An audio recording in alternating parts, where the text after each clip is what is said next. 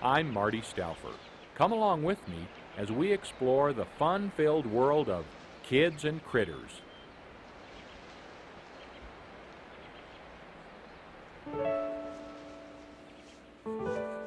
Winter reluctantly gives way to spring in the Rockies. By early June, inquisitive newborns embark on journeys as exciting and dangerous as any they'll ever encounter.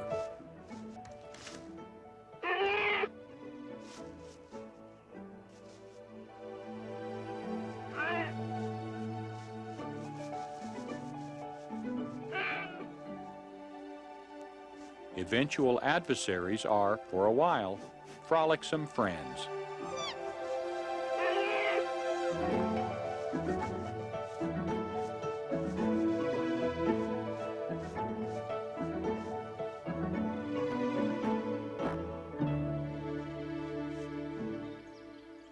Nearby, humans cluster in the place we call home, Aspen, Colorado. On the last day of school, the playground is full of energy and anticipation. Summer is just ahead. For our two children, Hannah and Luke, this summer will be one to remember. School is out, but different kinds of lessons are waiting to be learned. Are you happy school's up? Yeah. Me too. But you're doing kids in life. Yeah. That's fun. Yeah, that's funny.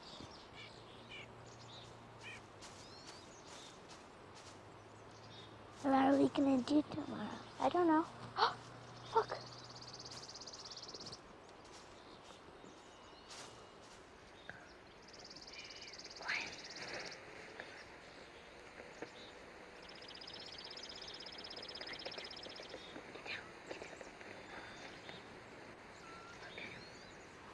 Could we take them home? No, remember what Dad said? Can't take wild animals home. But he isn't. Yeah, he is. He's a wild animal. We can't take him home, okay? Big ones are, and little ones aren't. No, but we can't take anything home unless we buy it, okay? Let's buy it. No. You hear him? Hear him when he's doing that? So, maybe going for his mother. Yeah, maybe he wants his mom.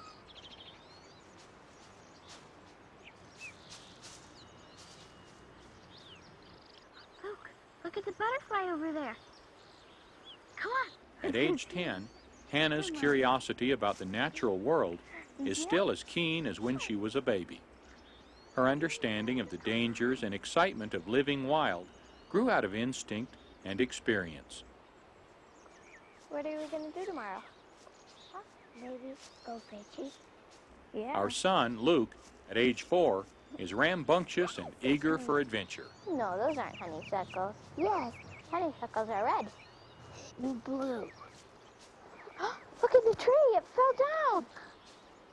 Look, a hole. Birdie. Baby bird.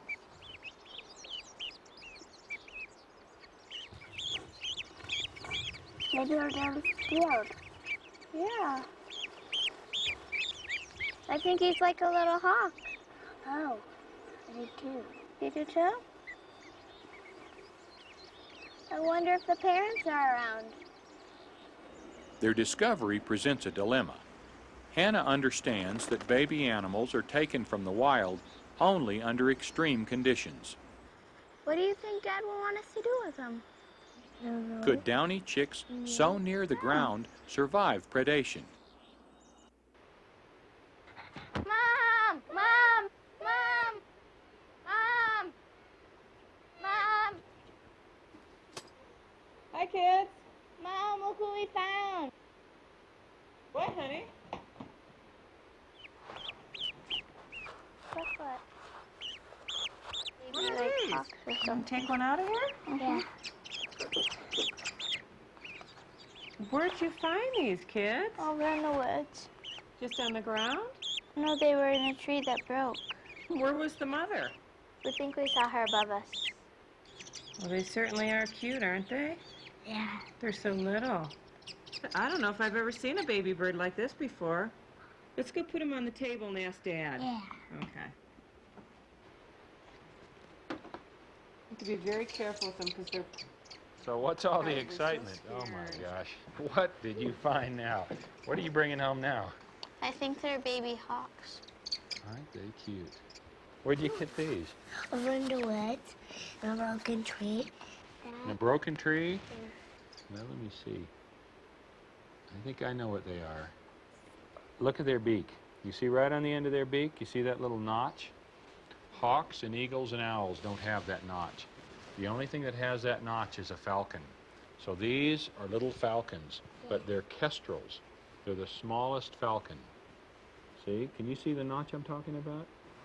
Why is it that they have a notch in their beak? Well, a falcon kills with its beak. It'll grab and then break a mouse's neck, or it'll a little lizard or a mouse or a bird, whatever it catches. Falcon reaches down and breaks its the neck with its beak. Where a hawk, see these feet? These guys have big feet, but you see their claws, they're not as big and sharp and powerful as a hawk. So the falcon will hold prey with its feet, but it kills them with its beak, and that's what that little notch is for. You like these guys? I think they like you. Up. Dad, could we keep them? Could be. We'll find out. Have to call our game warden and make sure. But you know we can't keep them for a long time. Or we keep them when they get big. Yeah, when they're big, then we have to turn them loose, right? Yeah. Yeah. We have to teach them to hunt, too. Yeah. Right?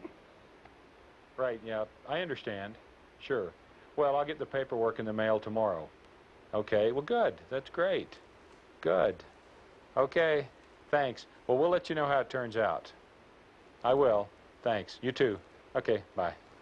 Well, Dad, do we get to keep them? For a while. We can keep them and train them, and then we turn them loose. Okay?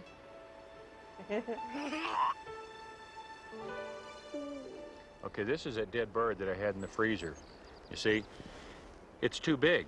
They can't eat it. So what the mother bird does is she reaches down and she tears off little pieces of it. See? Tears off little chunks. And here's the funniest part of all. Not only do they also eat the meat, they also need to eat feathers. And not only do they also need to eat feathers, they need to eat pieces of bone. Because if they don't eat feathers and bone, then they won't have the calcium. They won't have the things that they need. See this little thing? This is a pellet. Now they cough these up every day after they've eaten bones or feathers. This is how they cleanse their digestive system. How big do you think they'll get? Oh, you know, they're maybe half grown. And they'll look a lot bigger when their feathers get long. See, this is just their down. And see, can you see these feathers starting? See all those little things? All those are going to grow out into feathers and then open up like a flower. They open up, they blossom open. Do you know if they're a boy or a girl? Well, we can't tell yet. This one might be a girl because she's a little bigger. The females of birds of prey are larger than the males. The chicks are about 2 weeks old. Already, the little birds have learned that their parents were falcons, not humans. This phenomenon is called imprinting. Within a week, adult plumage begins to replace the down, and we can easily tell the female from the male. Hannah attached herself to the larger female, and Luke became a foster parent to the gray-winged male. Oh, he was hungry. See, just hold it there and he'll pick it up. There's a rule of thumb. The smaller the bird, the faster the growth rate. And it proved to be true. Our falcons are growing much faster than larger birds of prey. Brown, And? white, And? black. Yeah. And what about these little baby fuzzies? White. Yeah, these are really baby.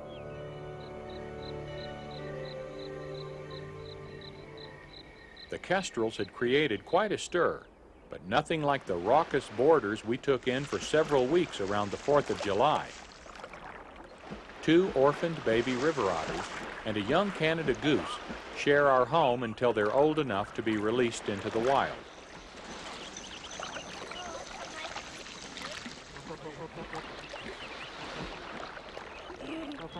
What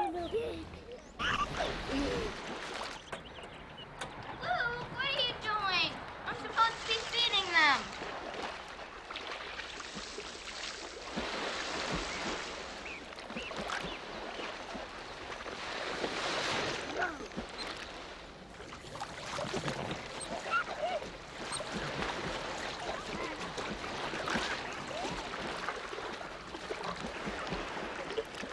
One exceptionally hot afternoon, the pushy goose decides that water should be the exclusive domain of waterfowl.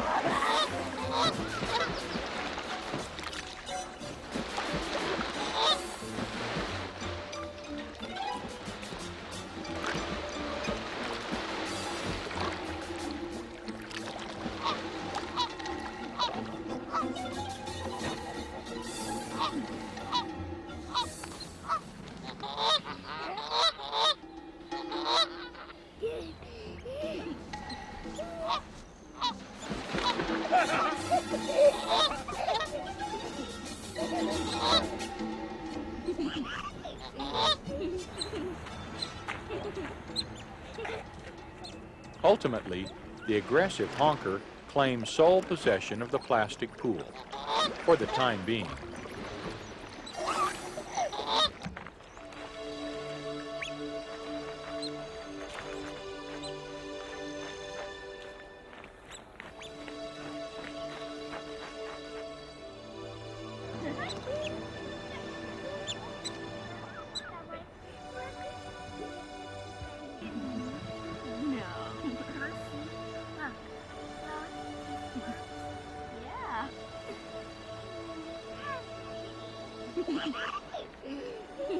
It's easy to get attached to some of nature's cuddliest critters.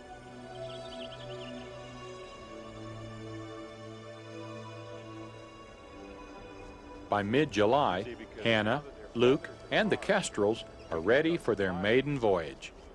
The birds' feathers are hard. It's time to test their wings. And so the Stouffer flight crew prepares for takeoff, using falconry techniques developed thousands of years ago in the courts of Eastern potentate. Right up here. And go right up here. Birds of prey were used for hunting and for entertaining nobility. In fact, falconry was the most popular sport in 16th century England. With this line is called a creance. With this line, the bird won't be able to fly away. We just want to try it one time, okay? Okay. To make sure. So come right over here with me. Right over here. Put this little piece of meat on it right there. Okay, right there. Okay, let's get a little closer. Okay. See, it won't be able to fly away now that I'm holding this line. Let it see the meat. Let it see the meat.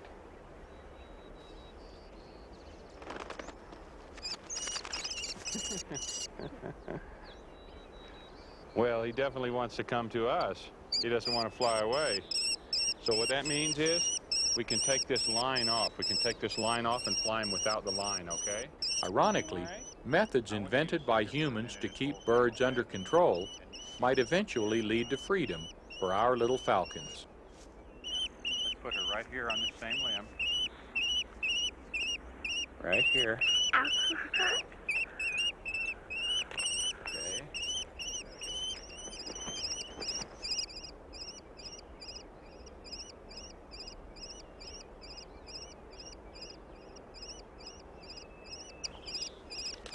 Okay. Dad. What? Uh-oh. Ouch, he's on your arm. No, we have to keep him on the glove, or he'll scratch you, see? He'll scratch your arm if he's not on this glove. Now hold it right there, okay? You can hold him while Hannah and I fly her bird, all right? The female bird, okay?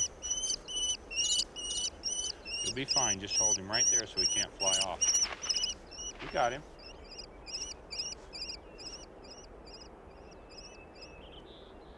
Okay, now move back slow. Move back about 6 or 8 feet. Okay, move back slow. The meat covered up. Okay, now you hold up the glove and you can show her the meat. Okay, whistle,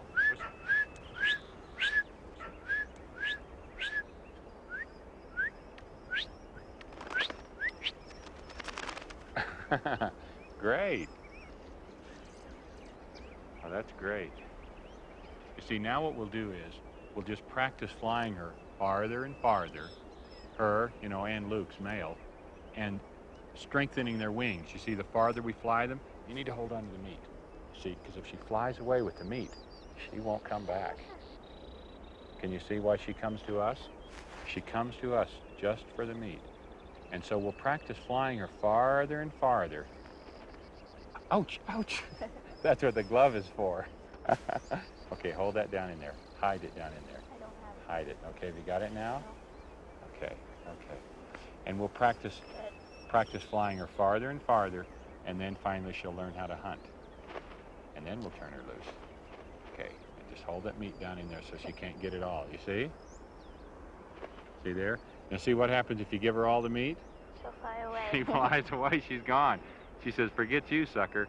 I got what I wanted. Okay, so let's hold her Jess right here.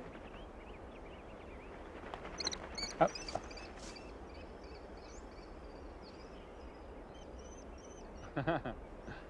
You want to call him back down out of the tree? Here, come here by me. Let's put a little piece of meat on your glove. Okay, now do you know how to whistle for him? All right. Hold up your glove.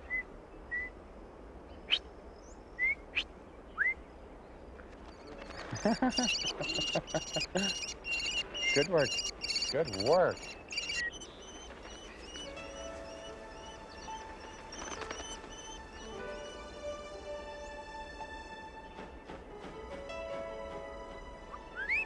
With each passing day, the birds are growing stronger, and the children more confident of their ability to train them.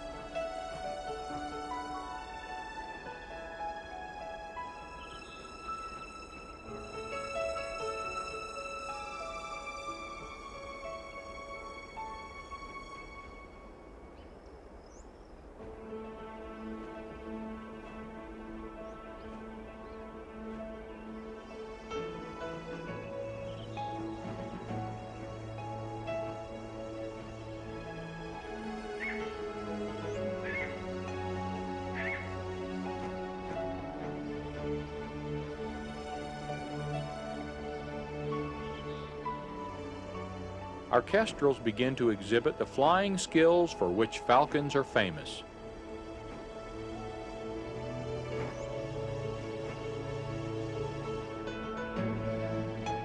Flying to a glove for food is easy compared to catching prey. The birds need to make the transition. But can they?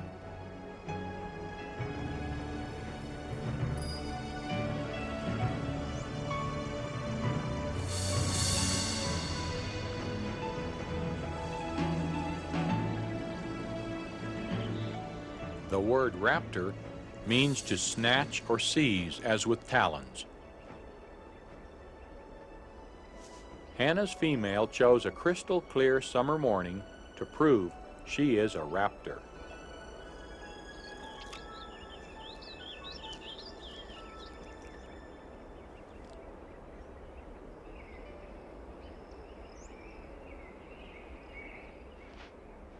Luke's male had caught nothing until just after dawn one day at the end of July. A good place to find a mouse was always under our Springer Spaniel's dog bed, where crunched up food slipped into cracks and crevices. Luke whistles softly, and the male swoops in.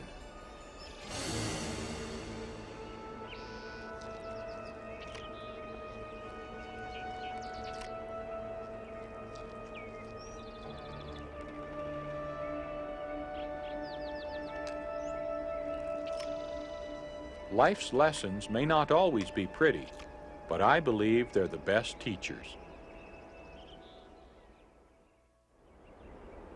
The kestrel is the most common bird of prey in North America. It's found in nearly every type of habitat. Two birds, more or less, may not seem critical, but to us, these two are very important. You know the little leather things on their feet Yeah. that you hold on to? Yeah. Well, see, we can't turn them loose into the wild with those dangling down because it might make it a little harder. See? So we'll cut those off. Then they'll be ready to go. The odds do not favor survival. Over 50% of young kestrels will die by year's end. Look, he wants to say goodbye to you, Luke, your friend. He's really become a friend of yours, hasn't he? But he'll make other friends, don't you think? And they'll have fun catching butterflies and mice and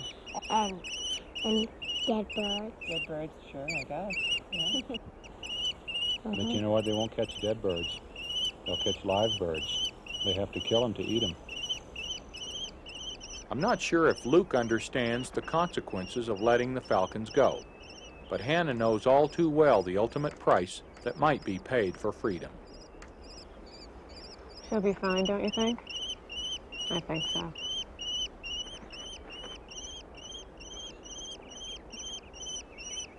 The best. Okay, now we have to be careful when we cut these off, because I could cut the bird by mistake. Okay? Right here. Have to stick this right in there. And snip that right there. Now that one's off. Okay. Now. Come here. Come here. One more. One more. One more. Now he's free. He'll fly away. When he flies away this time, he's not going to come back.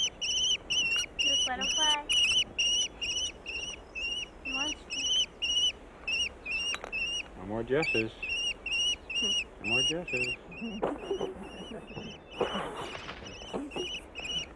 More. See, look. See, he doesn't even know that he's free yet. He thinks we're going to feed him. You need to tell him he has to go hunt. What's he going to hunt? Maybe fish. I don't think he'll catch fish. Maybe little butterflies. Whoa. Why don't you tell him to go hunt some mice and some birds?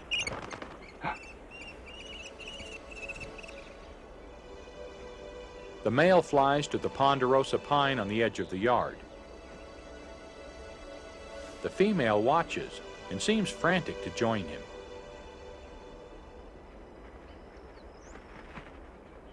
Oh.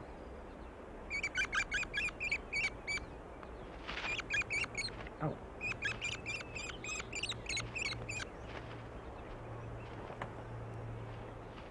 Yet as I cut her jesses, she goes to Hannah one last time.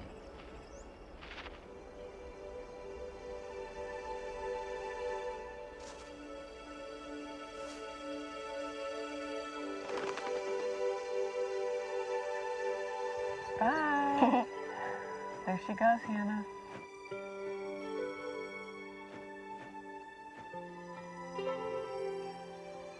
There she goes. See her? That's the girl. Yep.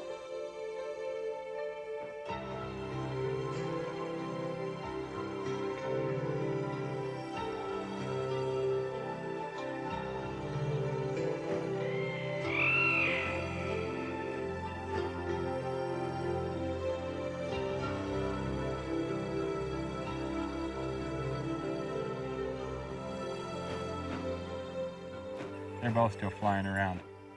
Pretty soon, though, they'll realize that we're not going to give them any more food, But and then sometimes they'll fly away to hunt on their own. they won't have any dessert. No dessert? Don't have any dessert?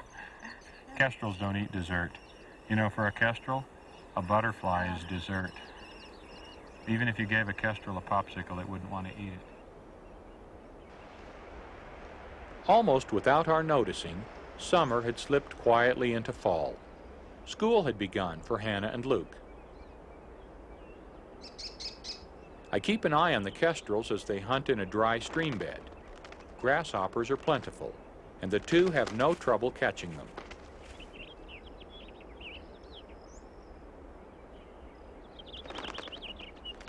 Each falcon can eat dozens in one day. When we poison grasshoppers, as we sometimes do, we also destroy these magnificent and beneficial hunters.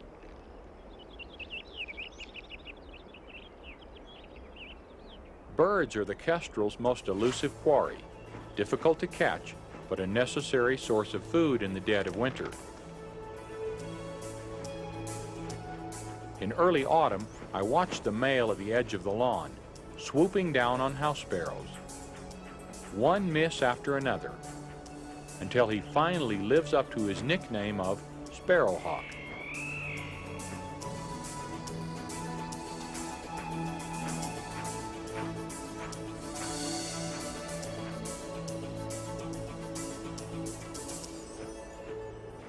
Birds have always held a special fascination for me.